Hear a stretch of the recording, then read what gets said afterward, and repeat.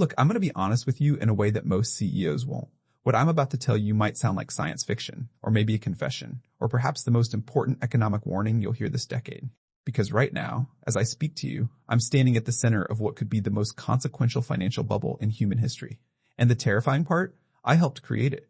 They say I have the power to crash the global economy for a decade, or take humanity to a promised land of abundance and intelligence. That's not hyperbole. That's what financial analysts at Bernstein Research actually wrote to their investors. Think about that for a second. One company, one set of decisions, one potential failure, and the entire world economy hangs in the balance. How did we get here? More importantly, where are we going, and what happens in 2026 when all of this comes to a head? Let me take you inside the machine. Let me show you the numbers they don't want you to see, the warnings they're trying to silence, the reality behind the artificial intelligence revolution that everyone is betting their future on. Because whether you know it or not, your retirement account, your job security, your children's economic future, they're all tied to what happens next with OpenAI and the AI industry. And the clock is ticking. You want to know something that keeps me up at night? It's not whether we can build superintelligence. We will. It's not whether AI will transform every industry on Earth. It already is. What haunts me is a single question that every investor, every board member, every tech CEO is too afraid to ask out loud. What if we're spending money we can never earn back? What if the entire foundation of the AI boom is built on a mathematical impossibility? Here's what nobody wants to admit. OpenAI generated approximately $13 billion in revenue in 2025. That sounds impressive until you learn what we spent to generate it. We lost $14 billion in just the first half of this year. Read that again. In 6 months, we lost more money than we were projected to lose for the entire year of 2026. We're not just bleeding cash. We're hemorrhaging it at a rate that defies comprehension. For every single dollar of revenue OpenAI generates, we're spending almost $8. That's not a business model. That's financial suicide with a Silicon Valley smile. But here's where it gets truly disturbing. Our projections show that by 2026, our losses will hit $14 billion annually. By 2028, we're looking at $74 billion in operating losses in a single year. $74 billion. To put that in perspective, that's more than the entire GDP of many developed nations. And we're burning through it in 12 months, all while promising investors that we'll somehow become profitable by 2029 or 2030. The math simply doesn't work. We have $13 billion in revenue, but we've signed commitments totaling $1.4 trillion in spending over the next several years. That's a spending commitment 100 times larger than our current revenue. Imagine telling your bank you make $50,000 a year, but you'd like to borrow $5 million for investments that might pay off in a decade. They'd laugh you out of the building. Yet somehow, in the AI world, this is considered visionary leadership. And I know what you're thinking. Sam, you're the CEO. You must have a plan. We do. We have many plans. We have projections showing revenue hitting $100 billion by 2029, then $200 billion by 2030. We have PowerPoints filled with hockey stick growth curves. We have partnerships with every major tech company on Earth. But plans and reality are two very different things, and reality has a way of destroying even the most beautiful plans. Let me tell you what's really happening behind closed doors. I recently wrote a memo to our employees that got leaked, and honestly, I'm almost glad it did because people need to understand the pressure we're under. In that memo, I had to acknowledge something painful. We're experiencing what I called rough vibes and economic headwinds. That's corporate speak for we're in trouble. I had to tell our team that revenue growth might drop to single digits by 2026. From triple-digit growth rates to single digits in less than 2 years. That's not a slowdown. That's falling off a cliff. And the competition? Google has been doing excellent work recently in every aspect. Their Gemini model is now outperforming our latest releases in multiple benchmarks. Anthropic, led by my former colleagues who left OpenAI over safety concerns, is now leading the enterprise market with 32% share, while we've fallen to just 25%. We commanded 50% of the enterprise market at the end of 2023. In 2 years, we lost half our market dominance. That's not just concerning, that's catastrophic. But here's what really should terrify you about 2026. It's not just about OpenAI's finances. We've become what financial analysts call systemically important.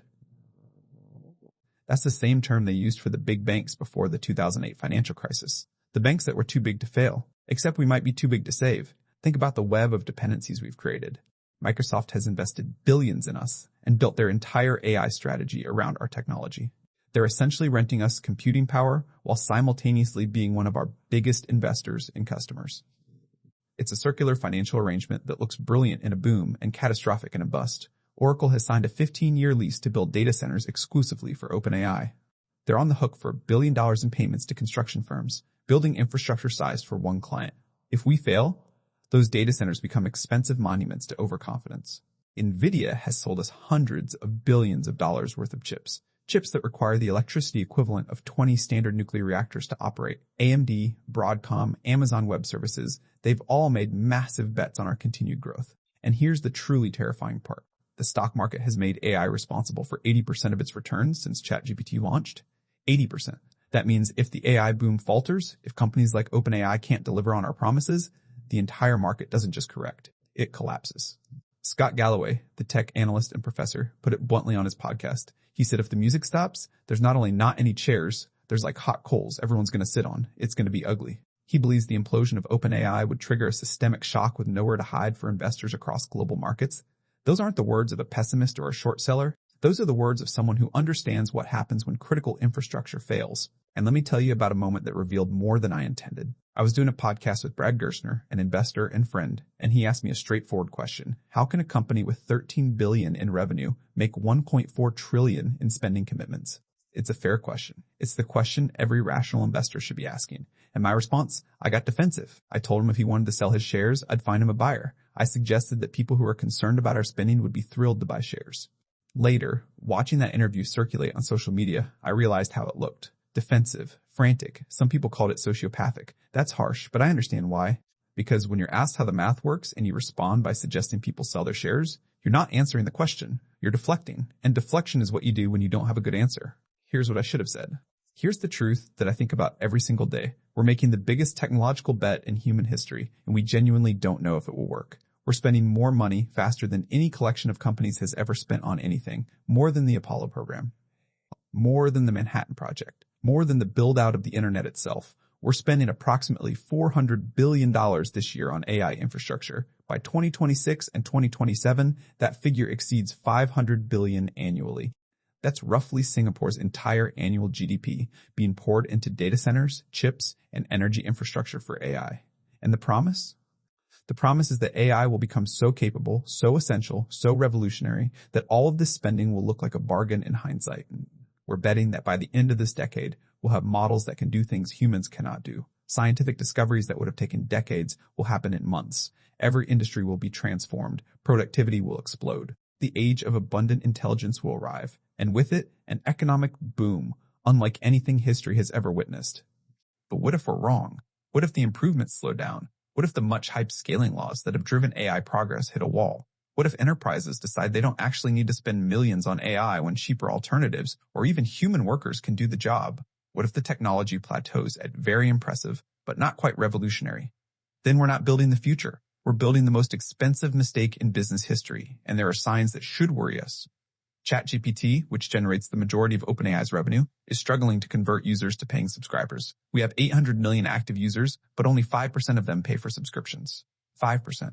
That means 95% of our users don't see enough value to pay $20 a month. For a company that needs to generate hundreds of billions in revenue to justify our spending, that's a terrifying statistic. Our gross margins are 41%. That sounds okay until you realize the average for cloud software startups is 65%. We're spending so much on computing power that we can't achieve the margins investors expect from software companies. And those margins need to improve dramatically. We're projecting they'll reach 67% by 2028, but that requires AI to become vastly more efficient or for us to charge much higher prices. Neither is guaranteed. Then there's the competition problem. When we launched ChatGPT, we were years ahead of everyone. That lead has evaporated. Google, Microsoft, Meta, Anthropic, even companies like DeepSeek in China, they're all closing the gap. Some have already surpassed us in specific areas. The moat we thought we had, the technological advantage that would keep competitors at bay, it's disappearing faster than we anticipated. In technology, being first matters. But staying first requires continued innovation at a pace we're struggling to maintain while simultaneously trying to build a sustainable business. And here's something that really concerns me about 2026 specifically. Multiple financial forecasts are pointing to that year as the inflection point. Capital Economics, a research firm, predicts the AI-fueled stock market bubble will burst in 2026 as higher interest rates and elevated inflation weigh down equity valuations. They're forecasting that after stocks potentially reach new highs in 2025, starting in 2026, those gains will unwind precipitously. They're comparing it to the dot-com bubble of the late 1990s and the great crash of 1929.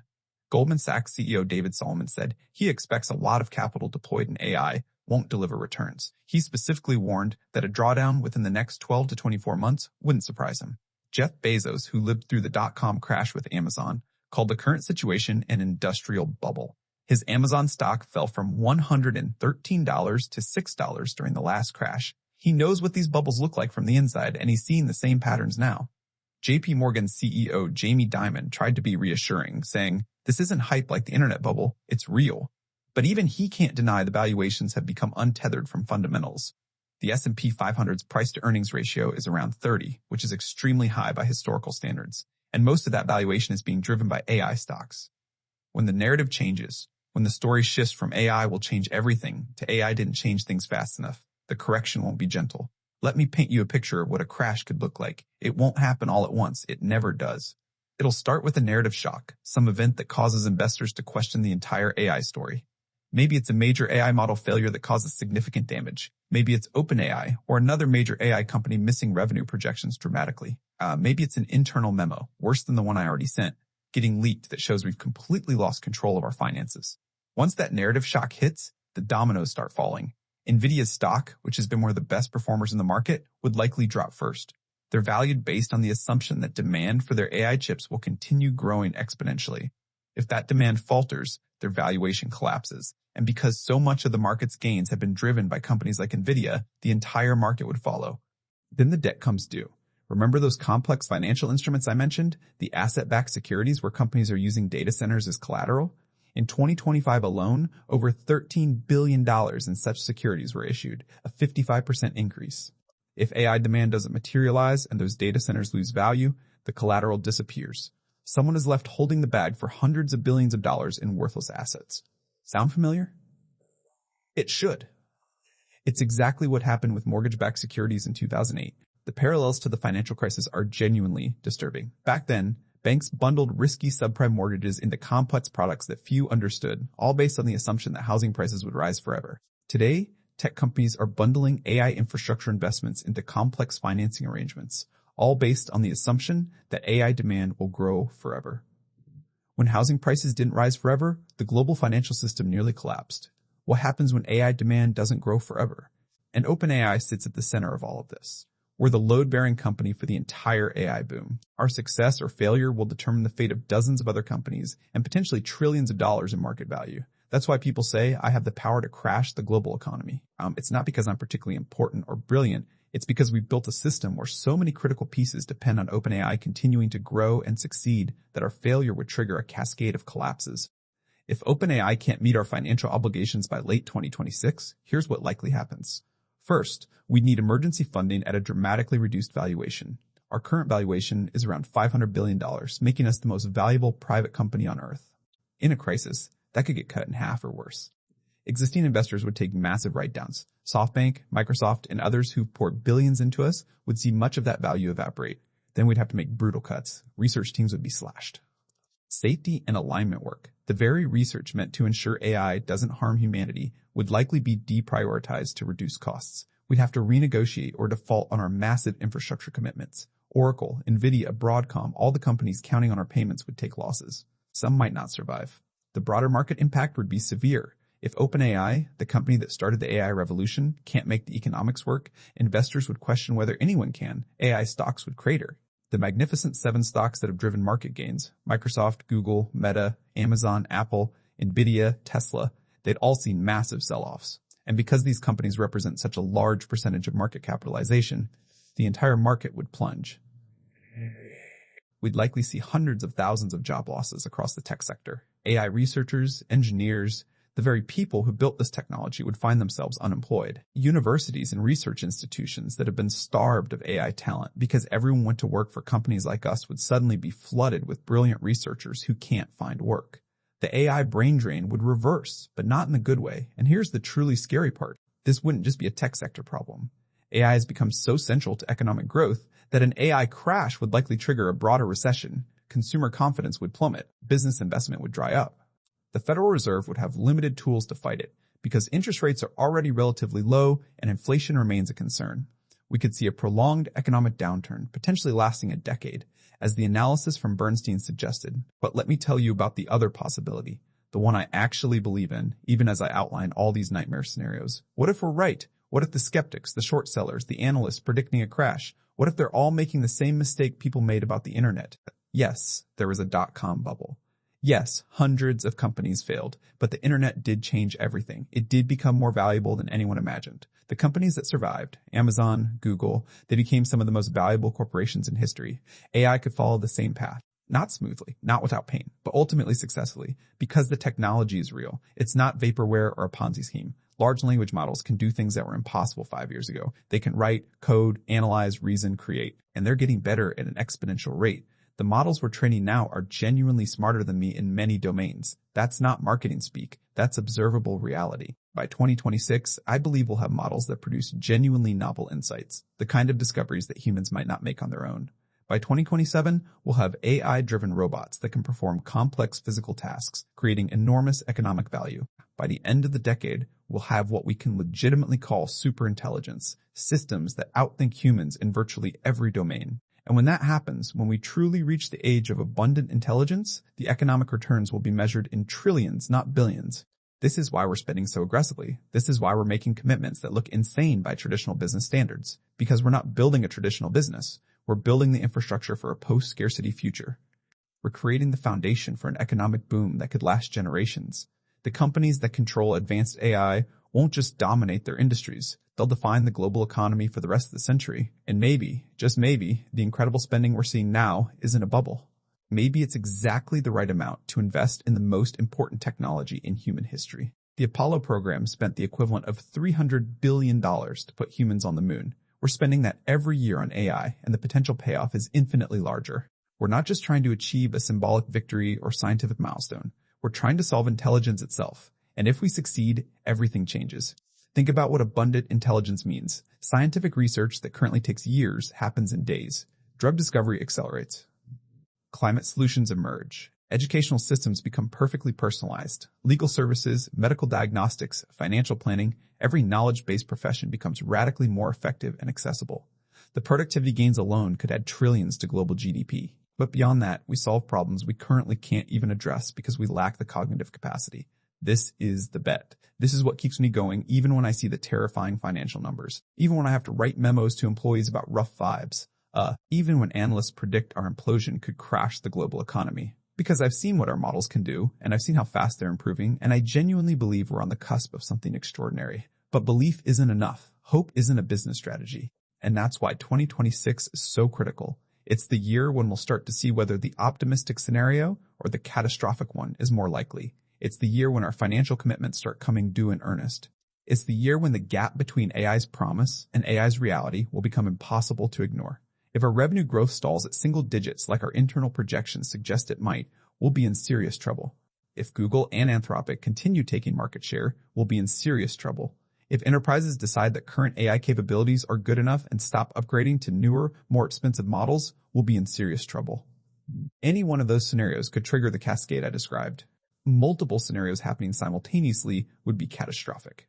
But if our new models significantly exceed expectations, if we achieve breakthroughs in reasoning and reliability, if enterprises become genuinely dependent on our technology in a way that makes our pricing power sustainable, then we could justify the spending. If our diversification into video generation, robotic software, and other products creates new revenue streams as projected, we could hit those ambitious revenue targets. If the technology continues improving at the rate we expect, we could actually deliver on the vision we've been promising. The 2026 crash isn't inevitable. It's a possibility, a significant possibility that responsible people need to take seriously. But it's not destiny. The outcome depends on decisions being made right now. Decisions about how much to spend on compute. Decisions about which research directions to prioritize. Decisions about pricing and go-to-market strategy. Decisions about safety and alignment that could determine whether we build something beneficial or something dangerous. And it's not just our decisions. It depends on decisions being made by policymakers, by other tech companies, by investors, by the market itself. Will governments provide the energy infrastructure needed to power AI data centers? Will they regulate AI in ways that enable innovation or stifle it? Will competitors cooperate on safety standards or race recklessly toward deployment? Will investors maintain confidence long enough for the technology to mature? Here's what I want you to understand. If you're watching this, if you're trying to figure out what to do with your investments, your career, your future, the answer isn't to panic. Panic is never the answer, but informed concern is appropriate. Vigilance is appropriate. Diversification is appropriate. The AI boom could indeed end in a crash, potentially as soon as 2026. The signs are there. The vulnerabilities are real. The systemic risks are genuine. But crashes aren't the end of the world. They're painful corrections that often precede even more significant growth. The dot-com crash destroyed hundreds of companies, but it didn't destroy the internet. It didn't prevent Amazon from becoming a trillion-dollar company or Google from changing how humanity accesses information. It created space for better business models, for more sustainable growth, for technologies that actually worked rather than those that merely promised to work. If we do see an AI crash in 2026, it won't mean AI failed. It'll mean the first wave of AI companies overpromised and overextended. The technology will continue developing. The research will continue advancing. Better, more sustainable companies will emerge from the wreckage. The difference between winners and losers in that scenario won't be who had the most funding or the highest valuation. It'll be who built real technology that solved real problems for real customers at a price those customers could actually afford to pay. And that's what keeps me up at night. Not the fear of failure, but the responsibility of success. Because if we do pull this off, if OpenAI and the broader AI industry navigate these treacherous waters successfully, we'll have created something unprecedented. Not just a valuable company, but a genuine transformation in human capability. The kind of advancement that historians will mark as a turning point in civilization. But getting there requires navigating 2026 without the bubble popping. It requires proving that the technology can generate returns that justify the investment. It requires building sustainable businesses, not just impressive demos.